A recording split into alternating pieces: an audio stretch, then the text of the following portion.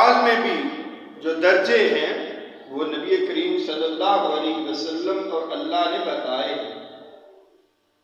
वो दर्जे क्या है कि बाज़ दफ़ा एक मखसूस हालात के अंदर कोई अमल किया जाता है तो उसकी जो कदर व कीमत है, चाहे वो छोटा हो, उसकी कीमत अल्लाह ताला के यहाँ अजर व सवाब में बहुत बड़ी होती है।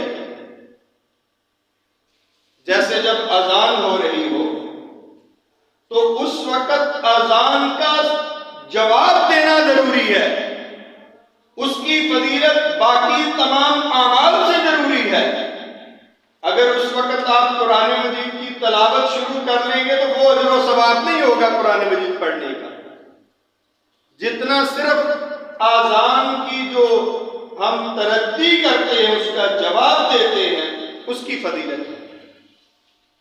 इसी तरह जब फर्ज नमाज खड़ी हो जाती है तो अगर हमने सुन्नतें जो पढ़ रहे हैं, जब तकबीर हो जाती है फर्ज नमाज के लिए तो वहीं पे छोड़ देनी चाहिए,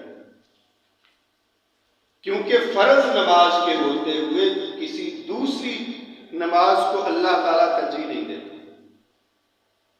तो ऐसे आमाल हैं जिनको अल्लाह ताला ने बहुत पसंद किया है, अल्लाह ताला के यहाँ बहुत ही पसंदीदा आमाल हैं और उनके दर्जात हैं मुख्तलिफ किस्म के।